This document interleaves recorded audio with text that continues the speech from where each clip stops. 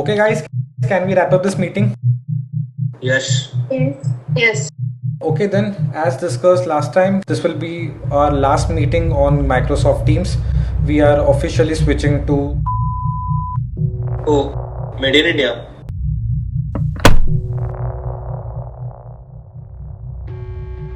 Imagine yourself as the government responsible for 1.4 billion people who suddenly decides to dump a foreign software it's been using for decades. साथियों नमस्कार। सबसे पहले तो स्वदेशी की इस भावना से आज का जो पीपीटी बना है माइक्रोसॉफ्ट पावरपॉइंट पर नहीं है। Global names, trusted brands, and they choose a homegrown company scarcely heard of. A company built in a small village in Tamil Nadu. And your immediate question would be why? And now they have launched something new, an app that is rapidly catching up to WhatsApp, threatening its dominance as the best messenger app in the country. Zoho's new messaging app called Aratai has suddenly become the latest political battlefield in India. इसका नाम है Zoho. Zoho mail messaging app का भी भारतीय विकल्प आराताई आ गया. Zoho mail और आराताई एक ही कंपनी के product. This is BigShot and this is the story of Zoho.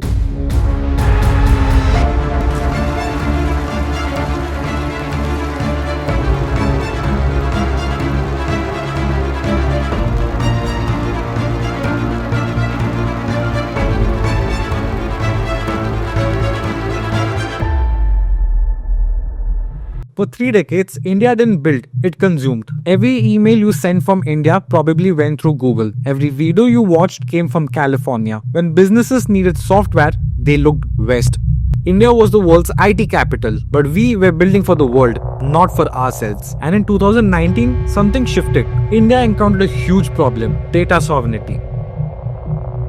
Your medical records, government files, business secrets, all living on American servers, vulnerable to foreign surveillance, foreign laws, foreign control. The government asked a simple question: why can't we build our own? And that's where the story really began. Zoho isn't your typical startup story, and neither is Sridhar Vembu, the founder and former CEO of Zoho. No Stanford dorm room, no venture capital, no pivot, no exit for billions. His story doesn't follow the Silicon Valley script. IIT Madras, then Princeton, and then a job at Oracle in California. The normal path, the comfortable path, and by 1996, Vembu had made it. He could have stayed, yet he didn't, and he came back to India.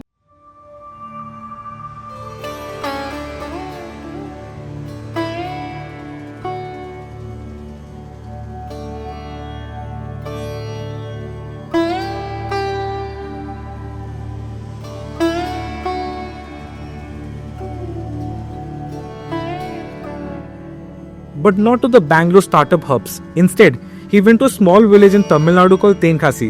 Population, nobody knows you are there. Infrastructure, basic. Internet, unreliable. Job market, non-existent. Mr. Vembu had a very different idea about what wealth meant. He said this, and I want you to remember: wealth is not money. Wealth is the capability of your people. He wanted to prove something so radical that world-class technology could come from anywhere. You didn't need Silicon Valley funding to build world-class products. That a small team living simply, focused intensively, could challenge the giants. In 1998, with $250 and his brother's help, Vembu founded Zoho, not in a valley garage, in Tamil Nadu's village with bad roads and worse connectivity, and then he just built, quietly for 25 years. Zoho's strategy is not just inspiring, it's a case study in itself. Because while every startup was chasing funding rounds and headlines, Zoho was doing something different: the ecosystem.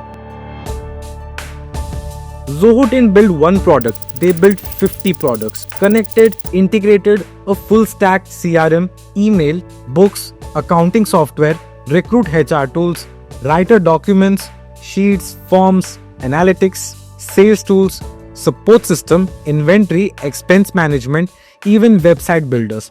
Think of it as Microsoft and Google merged, but built from scratch, specifically for the Indian market and global SMBs. If you are a small business owner, you could run your entire operation inside Zoho. And this is where Zoho broke every rule: the funding model. They bootstrapped completely. No venture capital, no Series A, B, C, no pressure to go big fast and burn cash. This meant Zoho could think long term. They could build features nobody asked for yet. They could invest in infrastructure in rural India. They could hire raw talent and train them properly instead of poaching experienced staff with fat salaries. For 25 years, Zoho stayed profitable. Imagine that. And because Mr. Vembu believed that we don't need to hire talented people, we need to make them talented. Mr. Vembu started Zoho Schools, a free training program for poor kids from small towns. No college degree required. Zoho teaches them coding, product thinking, business skills. After 2 years, they get a job at Zoho with a salary with stability. They have trained thousands. Many are now running teams, building the products. So here's the math. Zoho invested in its people instead of ads. No billboards, no Super Bowl commercials, no influencer sponsorships. Instead, they built a company that people wanted to join, that customer wanted to trust, that Indian government suddenly needed. This is how Zoho became India's answer to Microsoft and Google. Not by spending more, but by thinking differently. In 2025, the Indian government made a decisive move. It shifted many government departments from Microsoft Office to Zoho Writers, from Salesforce to Zoho CRM, from external cloud to Zoho's India-hosted servers. To which you would ask, why would a government move away from the most trusted names in tech? Data sovereignty.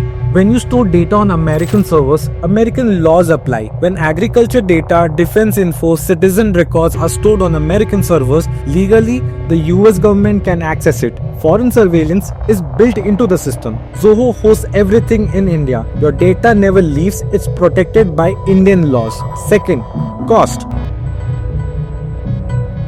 Microsoft and Salesforce are expensive, whereas Zoho's pricing is different, designed for emerging markets at fraction of the cost with equal capability.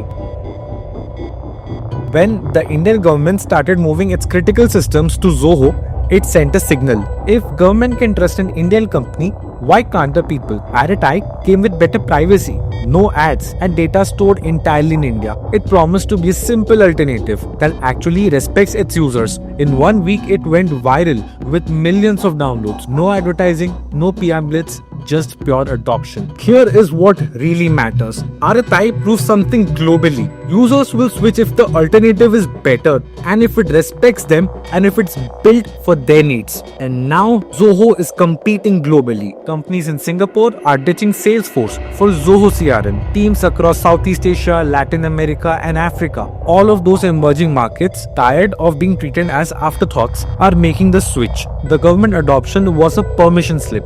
Suddenly every IT manager could say, if India's government trusts Zoho, we can too. The seal of approval from 1.4 billion people is worth more than any venture capital. There are 400 million small businesses worldwide waiting for an affordable alternative that respects their data. Most pay premium prices for Western softwares they don't fully trust. Zoho is that alternative. This is Zoho's movement. But wait. There are a few concerns. Why did it take so long for the world to notice? And more importantly, is this really the triumph of Indian innovation, or there's a darker story hiding underneath? Before we celebrate Zoho's triumph, let's understand what it really means. Zoho's success came from a radical choice: bootstrapping. They ignored the typical startup playbook of raising funds and burning cash. Instead, they focused on discipline, profitability, and investing in their people.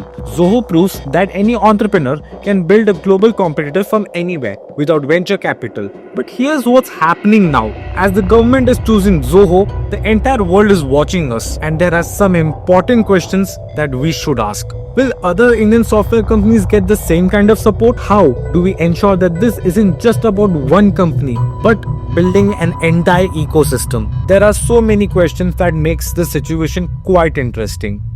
Here's the real reckoning. Zoho's success is creating two possible futures for India. One path, a culture of independent innovation, disciplined growth, earning every customer, respecting your users, thinking long term. The path is hard. It takes decades, but it produces real sustainable companies that can weather any change. The other path, building great products while also having institutional support, quick scaling, accesses to market. That path can accelerate growth, but it also comes with different challenges and responsibilities. The real question isn't whether independent growth or government support is the right path. It's about which one builds the strongest foundation for India's tech future.